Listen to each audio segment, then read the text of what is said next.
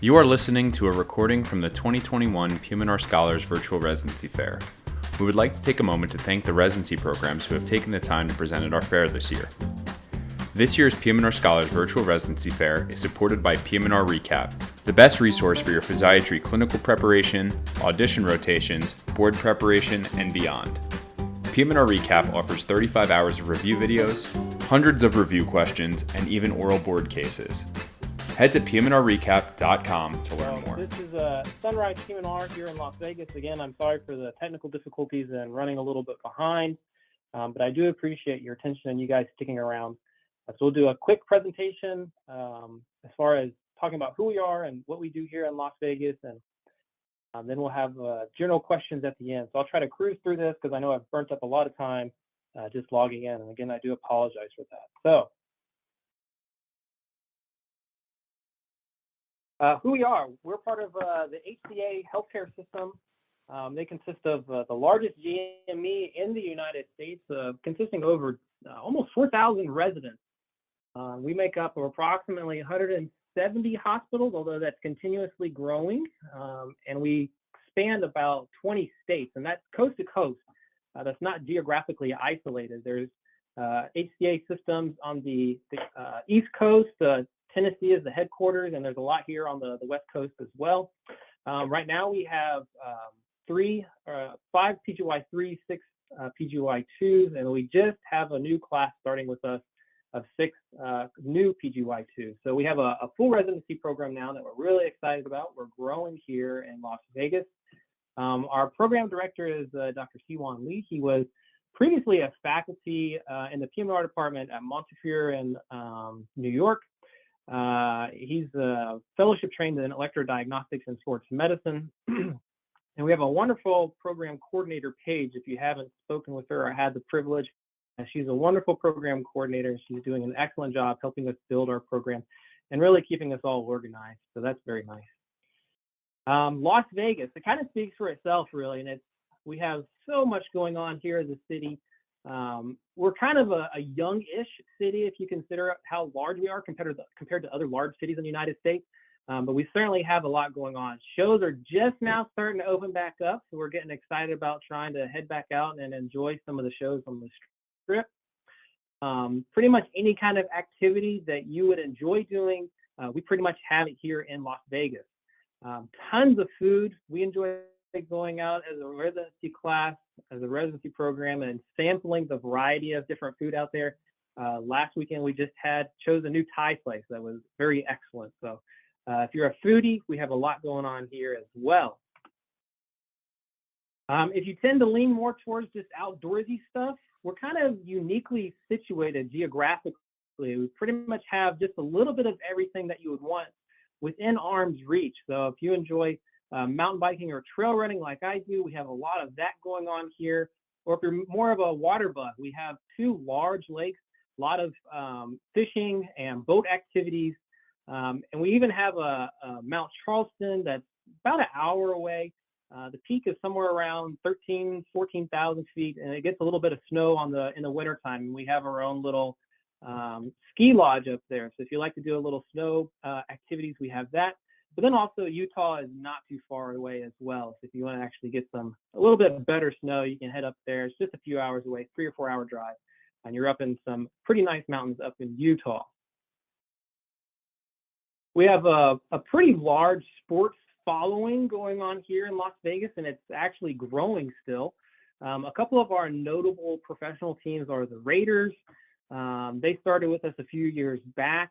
The Golden Knights, which is a pretty fabulous ice hockey, and people here love the Golden Knights.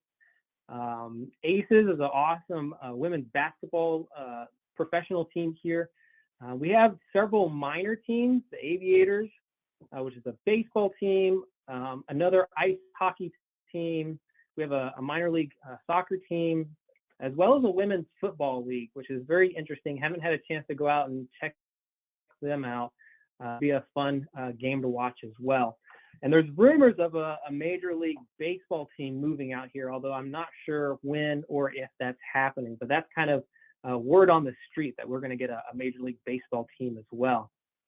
We have several amateur teams, mostly ice hockey, ice hockey and soccer.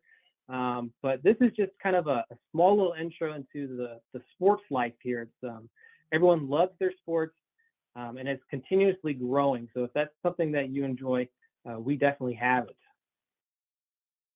So we have 3 main sites for our rotation. Mountain View Hospital is kind of our hub rotation, if you will, our mothership. And that's the picture that you see up in the up right-hand corner. It's a wonderfully new building. I think it's maybe 7 or 8 years old. Great facility. It has about 100 or 400 beds in the acute care side. We recently just expanded our inpatient rehab facility to now a total of 54 beds. There's a PM&R consult service there. And our outpatient follow-up clinic, our continuity clinic, is also in the same building that Dr. Lee runs. It's located kind of in the northwest area of Las Vegas. Sunrise is another hospital, Sunrise is another hospital that we do a lot of rotations at. It's one of the older community hospitals here in Las Vegas. It consists of about a 700-bed level 2 trauma center. And that hospital alone has another 42 beds that we help cover. There's also a pretty robust PM&R consult service there, and our inpatient Peds rehab hospital is also there. It's located mostly in the downtown district of Las Vegas. And then finally, the VA healthcare system, we're very much integrated with at this point. Their acute hospital is a little bit smaller, and we're just now kind of starting to develop more of a consult service at that facility. Most of our rotations there are more of an outpatient basis. So we have our own resident continuity clinic there that's continuously growing. We have our own prosthetics and orthotics labs. So I don't think many VA institutions can boast that, but we have our own fabrication lab there at the VA, which is pretty nice. We have several different PM&R specific clinics that we help cover. We have an ALS clinic, of course, electrodiagnostics we do there, a pretty robust Botox clinic, motorized mobility, our functional pain faculty there is pretty awesome. We do everything from the epidurals to acupuncture. It's definitely a multimodal approach to pain. So if you're interested in pain, I would highly recommend you looking into that, because that's a very, very excellent learning opportunity that we have here at the VA. We also have a TBI and spinal cord injury specific clinics at the VA as well. This is a quick overview of the salary schedule. Last it was updated was 2021, so pretty recent, but I think it actually went up this year. I think I want to say another 7 or 8%. So it definitely went up this next contract rotation, if that's what you want to call it. But more importantly, we don't have state income tax, so your paycheck goes a long way for sure. A little bit of the extras that our program offers.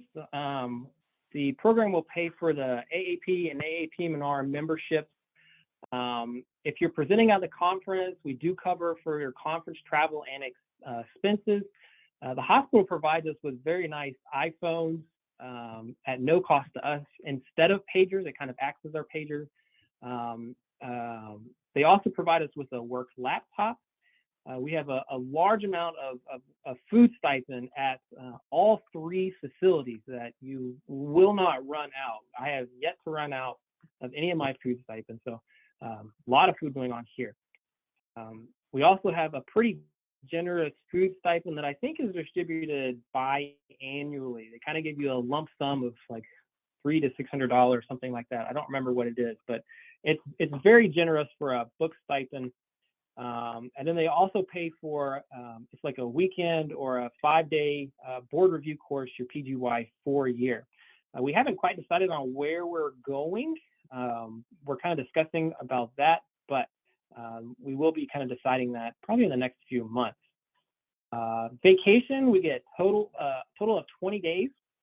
Right now, the way it's set up is you can use 15 of those days for kind of whatever you want. Vacation to Hawaii, which is kind of right next door to us. Or you can, and you have the 5 remaining days for what we're kind of terming academic days. And you can use that anywhere from, if you want to work on some research, or if you wanted to use those times to go to a conference. That's kind of what those days are for. But that's very kind of a loose definition. There's definitely been a lot of times where some of the residents have used those academic days for more pleasure, and it's been okay. So this really hasn't been a big issue, but that's kind of the general guideline that we try to follow. So a little bit about our curriculum. PGY 2-year, of course, is mostly inpatient heavy. We do try to mix in some outpatient there so you don't get quite so burnt out. PGY 3-year is more of like the outpatient type setting with the addition of inpatient consults. We also do start our pediatric rehabilitation learning at that time as well. And then ENGs primarily start PGY 3 as well. PGY 4 is a little bit of a mirror of PGY 3 with some more inpatient type stuff sprinkled in. We do have an elective rotation that they have set up for us, PGY 4-year. Yeah. Didactics are on Wednesday afternoons. Previously, we were on a 12-month cycle, if you've heard this talk before, but just this year, we decided to switch over to an 18-month cycle because we were developing so many good speakers and so many good lectures that we decided to expand kind of our academic curriculum a little bit. So our didactics are rapidly growing, and we have a wonderful selection of guest speakers that come and lecture to us.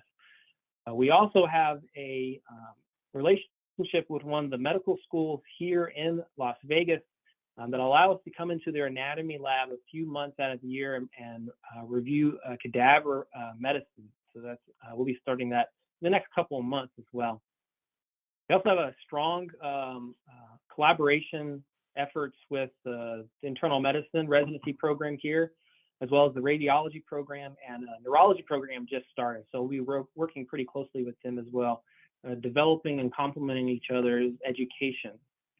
Like I mentioned before, we have several guest lectures that come to us, and HCA is generous enough to pay for them. So that's very nice. We do have an advanced simulation center. It's one of the only ones in Las Vegas. So that consists of like a high fidelity sim mannequin. We also have a relationship with Allergan, which is one of the leading producers and sellers of Botox. They bring in several models for us a couple times a year, and we practice doing Botox injections with the sim mannequins. We're currently developing a curriculum that incorporates a high fidelity sim mannequin into our didactics, and I think we're actually presenting this curriculum at the upcoming AAP conference in a few months. So that's exciting as well.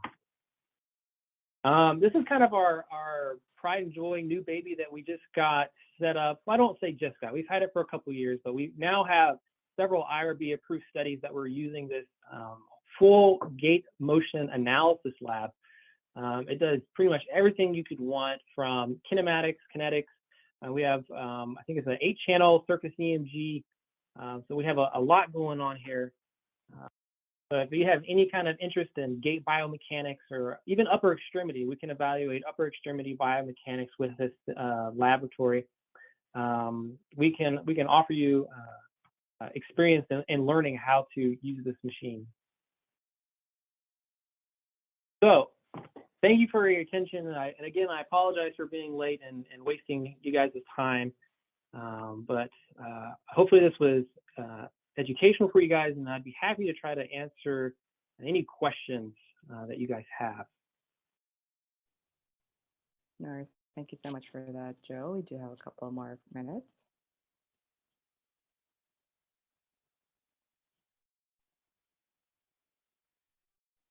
I think a question just popped in the chat, Joe. Let's see if I can't figure out how to get to this chat. Yeah, here we go. Okay, very good. Community outreach. So there is a free clinic that I believe one of the